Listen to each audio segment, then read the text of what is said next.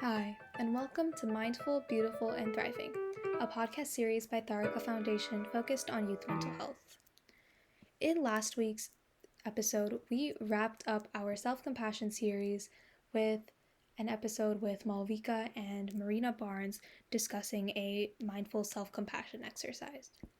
This week, we are going to be releasing our Interview with College Students series, where we will be interviewing several different college students about different aspects of high school and how they were able to move past very common struggles that many students have today. So without further ado, let's get started. Hi guys, and welcome to Mindful, Beautiful, and Thriving. My name is Divya, and today we'll be interviewing a few college students to find out what the best ways are to move past high school issues. Frank Zappa once said, "High school is a state of mind. After graduating, high school just becomes a memory, just like the first time you learned to ride a bike or when you fell in 6th grade. And whether that memory is a fond one, a sour one, or anywhere in between, now that's up to you. With numerous perspectives on high school issues, we will learn how to move past these issues in the best ways possible, turning the sour memories of high school into fond ones." Let's get started. Our first interview will be with Malvika.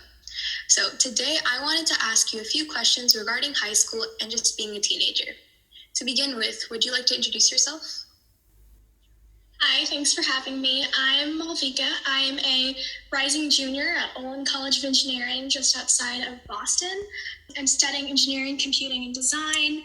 And for high school, I went to an all-girls Catholic high school in the Bay Area that I loved and I have really fond memories of. Cool, that's incredible.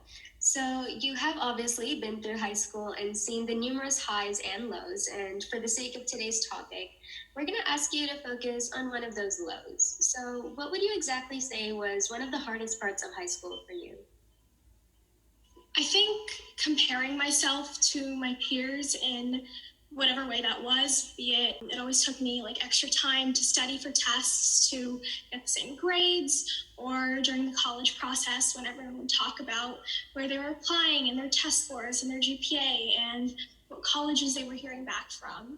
High school is kind of this weird place where you know so much about the people you're going to school with, and it's so easy to compare yourself to what you know about them and the image they're putting out. Wow, that sounds tough. Now, all of these issues tend to come with different effects on people's lives depending on the person. So how would you say this struggle of comparing yourself impacted you on your high school as well as your college journey? I think that at first it was really difficult because I wanted to be kind of the same as my peers and I wanted to be able to put in the same amount of work to get the same outcomes.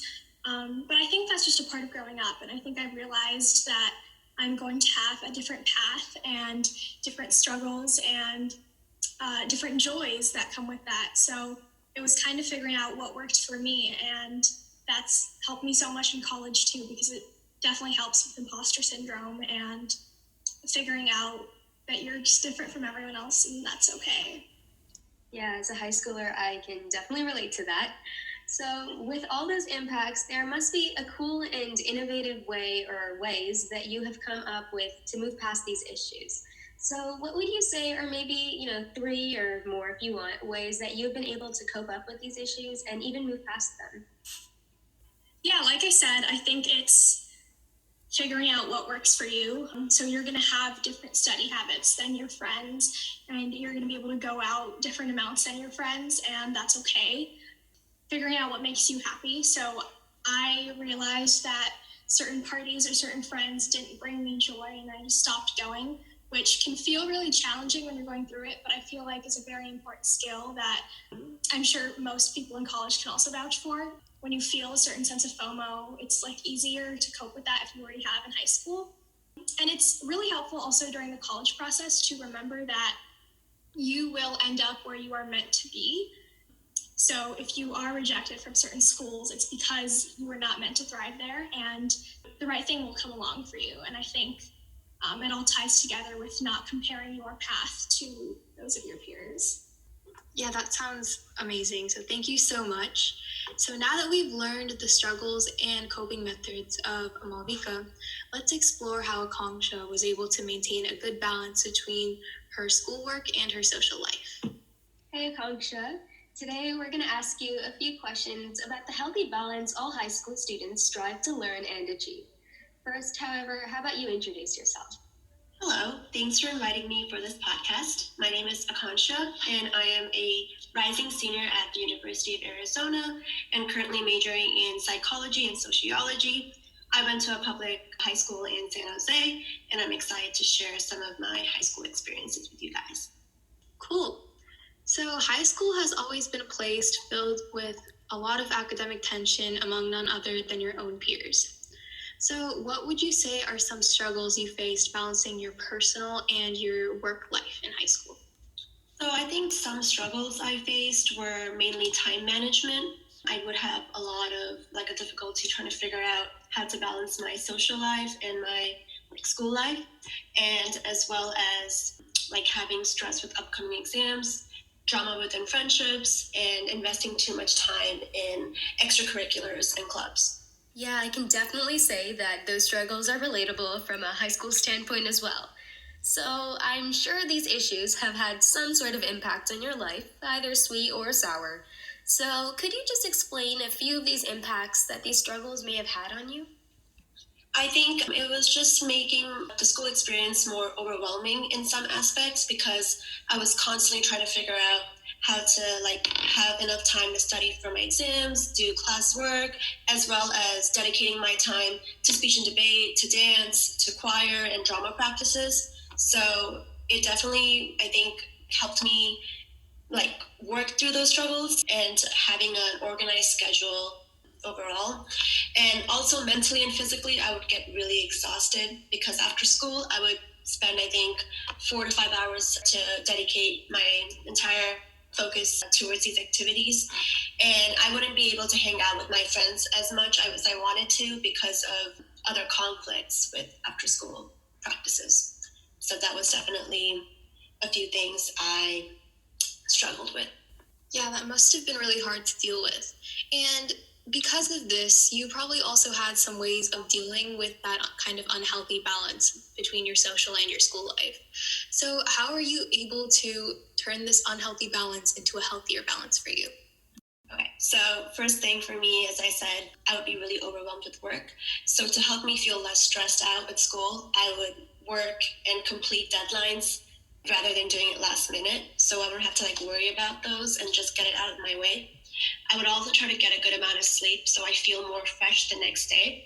And I would make an organized weekly schedule to kind of help me focus on what I need to get done, what I have to do, and that would just kind of help me stay on track. And also, because I wouldn't be able to spend much time with my friends on the weekdays, I would socialize with them on the weekends. So I have a good balance of my social life and my school life as well. Yeah, I know that'll definitely help me in my future high school life, so thank you so much for that. I'm glad you were able to find ways to balance these two aspects of your life, and thank you so much for your time. We have definitely learned how to form a healthy balance between a personal and school life. However, since so many different students are sure to have so many different struggles growing up, we're going to ask our final interviewee about how they were able to move past a few unhealthy friendships. Hi, Mahima. Today, I wanted to ask you a few questions about friendships in high school. Before I do that, though, would you like to introduce yourself? Yeah, hi, I'm Mahima. I grew up in Cupertino, California, and graduated from Monte Vista High School in 2018. And I now go to Carnegie Mellon. I'm a rising junior, and I study information systems and computer science. That's amazing. Okay, so relationships in high school aren't necessarily easy, especially friendships. And obviously, throughout high school, you're forced to deal with all kinds of different people, and you might not always like the experiences they bring. So, what is one experience with a friendship in high school that you really wish you could go back and change? Yeah, I think one thing that stands out to me is at the beginning of my senior year, one of my really, really close friends had a very bad experience with a boy. And then another one of my close friends started to like this individual and started dating him. And it really put me into a lot of conflict because I had two people that were very close to me that had very different perspectives on what should be happening. And I ended up taking one friend's side and ended up going all or nothing. And it really impacted my friendship with the other person, and it never, I guess, truly recovered. So that's something that I really wish that I could go back and change, because that person was such a good friend to me, and it really wasn't my place to choose sides or to say that one thing was better than the other. Wow, I'm really sorry about that. Friends can have a huge impact on your life, especially in a confusing time like high school. So, how would you say that this experience with your friend has impacted you or shaped you? Yeah, I think in high school itself, I really was hurt more so by how such a strong friendship could kind of falter and fade. And I also think that moving forward after that, I needed to make sure that my friendships could withstand further struggles. So there was like an extra layer when I was making friends to say, okay, like if we go into a roadblock or if something happens, can we move past it without things turning, very negative very quickly? Yeah, those seem like some pretty horrible impacts, and I'm sure many people out there have even faced similar things in the past, present, or even will face them in the future. And now I'm sure many of them would want to know what they could do to make the situation better. And although each situation is unique to that person, there are definitely a few universal ways of coping with them. What are a few ways that you found to help move past this friendship of yours? Yeah, I think when something like this happens, it's so easy to become very aggressive and to, start to cut people out and block them on Instagram and, do like these very petty things that I'm sure all high schoolers have done or thought about at one point. But it ends up having a very large negative impact. And sometimes what you have to do is suck it up and try to make amends. And even if you guys won't be best friends again, maybe you guys can be civil and move past that and start to rebuild your friendship, because it's not worth throwing away something that was many years in the making and that you guys are very close, that you guys were very close about. Yeah, that's definitely very helpful, and I'm sure our listeners will find that incredibly helpful as well. So, thank you all so much for joining us today, and I hope that our audience found these little tips and tricks helpful. So, I think that we've all learned today that although high school may be a tough place sometimes, there are always ways to help you and people to go to as well.